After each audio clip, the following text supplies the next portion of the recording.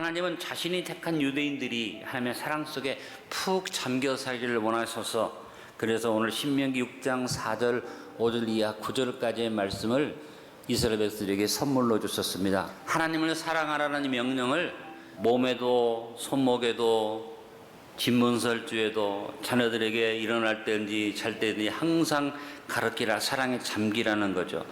이 유대인들은 신명기 6장 4절 9절의 쉐마를 통해서 가정에서 신앙적으로 어떻게 자녀들을 교육할 것인가를 구체화시키고 실천을 했습니다.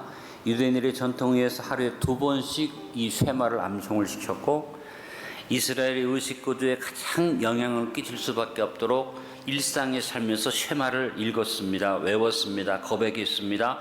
오늘 말씀 있는 것처럼 손목에 메어서 이것을 기호로 삼고 미간에다가 상자를 만들어서 붙이고 문설주와 바깥문에 기록해서 메주사라는 상자에다 이 쉐마를 넣어서 기억하고 그 말씀을 외웠습니다. 마음을 다하고 뜻을 다하고 힘을 다해서 여호와를 사랑하, 하나님의 사랑에 깊이 잠기는 행위를 하기 위해서 쉐마를 그들이 중요하게 알았습니다. 그래서 러브 다이브의 의미를 가진 교훈이 쉐마입니다. 러브 다이브는 한마디로 감사 인생을 사는 것입니다. 일상의 모든 삶을 감사로 사는 것이 하나님의 사랑에 잠기는 것입니다. 우리 인생이 보배롭고 귀한 것은 감사를 알기 때문인 것입니다. 사람들이 감사를 모르고 삽니다. 배은망덕합니다. 그래서 이 감사를 모르는 인생은 기본적으로 축복을 이룰 수가 없습니다. 그래서 성경이 우리에게 하는 말은 감사하는 흉내만 내는 게 아니라 범사에 감사하라. 데살로니가전서 5장 16절 18절에 항상 기뻐하라. 쉬지 말고 기도하라. 범사에 감사하라.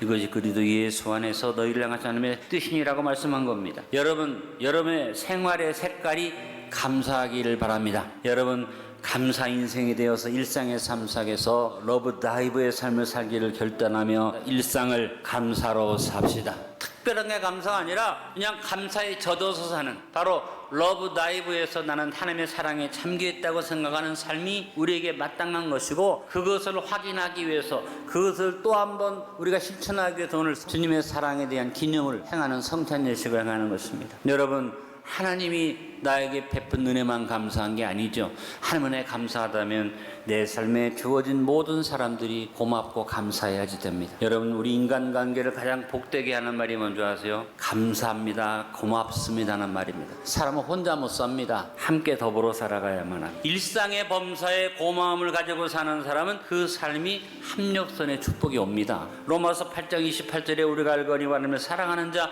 곧 그의 뜻대로 부르심을 입은 자들에게는 모든 것이 합력하여 선을 이루느니라. 고마움이 있는 사람의 삶은 메마르지 않습니다. 항상 내 안에서 샘물을 길어올리기 때문입니다. 고마운 마음으로 사는 사람은, 사랑에 잠겨 사는 사람은 언제나 나누어주고 구워주고 베풀어주며 삽니다. 고마움을 가진 마음은 열려진 마음이 됩니다. 바울 시대는 그 당시로 볼 때 세계가 로마 제국에 의해서 크게 변화를 맞고 있는 시대였습니다. 지역주의, 민족주의가 깨지고 각 나라의 관습이 무너지고 새로운 힘인 로마의 법이 세계를 다스리기 시작하는 개혁의 시대가 바울의 시대였습니다. 세계를 향해서 닫혀진 문을 열 수밖에 없는 시대가 바울의 시대였습니다. 그 당시에 유대인들은 어떤 마음이었습니까? 닫혀진 마음입니다. 나만 선민이고 우리만 택함 받았고 우리만 특별하다. 바울은 그 속에서 유대인이었지만 어떤 마음을 가졌습니까? 열려진 마음을 가졌습니다. 바울의 마음은 어느 종족 어느 개인에게든 열려져 있었습니다. 로마서 1장 14절에 헬라인이나 야만인이나 지혜 있는 자나 어리석은 자에게 다 내가 빚진 자라. 바울은 모든 사람에게 고마운 마음으로 살았다는 겁니다.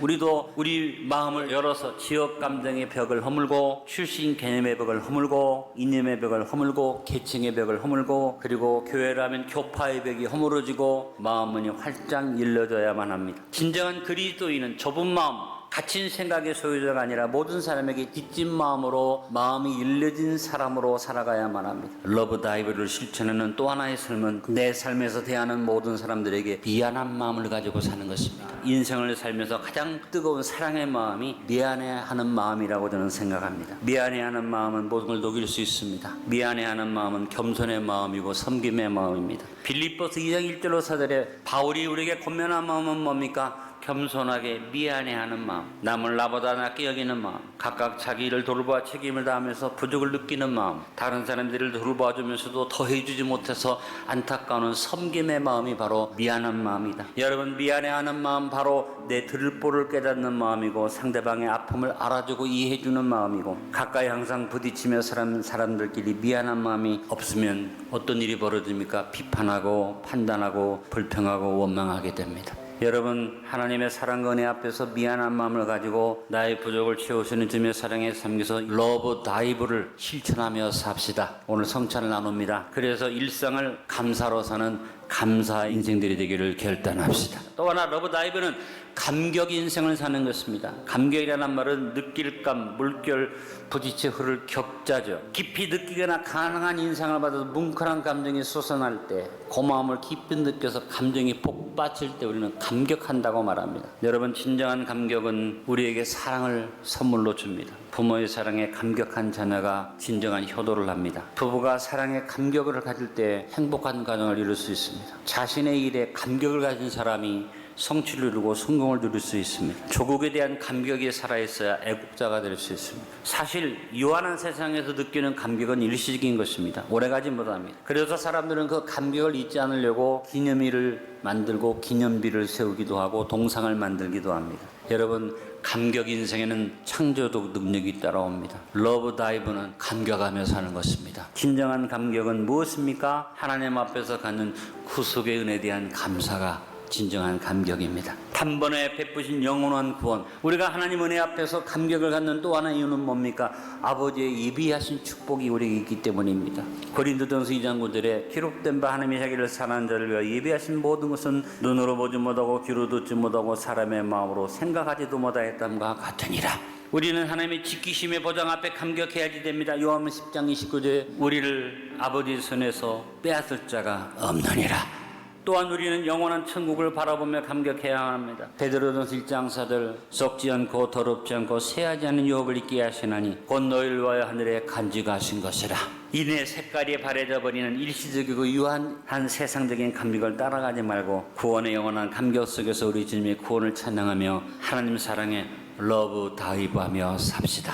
오늘 말씀의 결론을 맺습니다. 하나님은 자신이 택한 유대인들이 하나님의 사랑 속에 잠겨 살기를 원하셔서 오늘 본문 신명기 6장 4절로 9절의 말씀 쉐마를 주시면서 쉐마 이스라엘, 이스라엘아 들으라고 말씀하셨습니다. 우리도 마음을 다하고 뜻을 다하고 힘을 다하여 여호와를 사랑하는 러브 다이브를 이루며 감사 인생으로 고마움을 가지고 미안해하는 마음으로 살도록 합시다. 일시적 유한적인 세상 감격을 따라가지 말고 구원의 원한 감격 속에서 주님의 구원을 찬양하며 하나님의 사랑에 러브 다이브하며 감격 인생으로 삽시다.